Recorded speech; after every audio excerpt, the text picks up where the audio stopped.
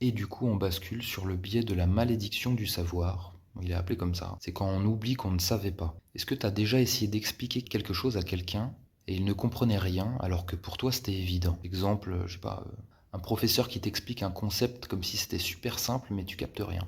Un informaticien qui te parle de serveur, d'API, back-end et toi t'es là, ok, quoi il me parle?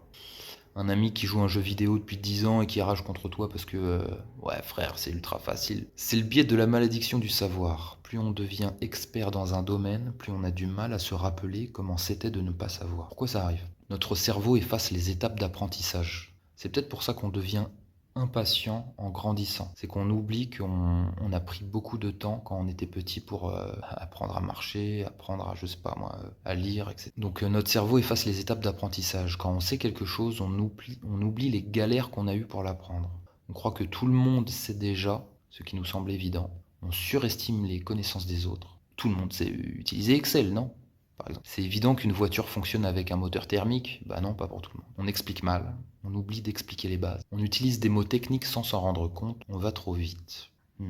Les conséquences. Mauvaise communication, on pense avoir été clair, mais les autres sont perdus. Frustration, mais comment il ne peut pas comprendre ça? Barrière à l'apprentissage, si un enseignant n'adapte pas son discours, l'élève décroche. Alors là, moi, je fais un parallèle parce qu'effectivement, il y a, dans le monde du travail, il y a beaucoup de gens qui ne prennent pas le temps d'apprendre aux autres. Il y a une dynamique chez certaines personnes qui fait que moi, j'ai eu des collègues qui, avec les petits jeunes qu'on avait, en demandaient trop tout de suite. Ils veulent j'allais dire des commandos directs là, sans en fait les tirer avec ses connaissances à lui, quoi.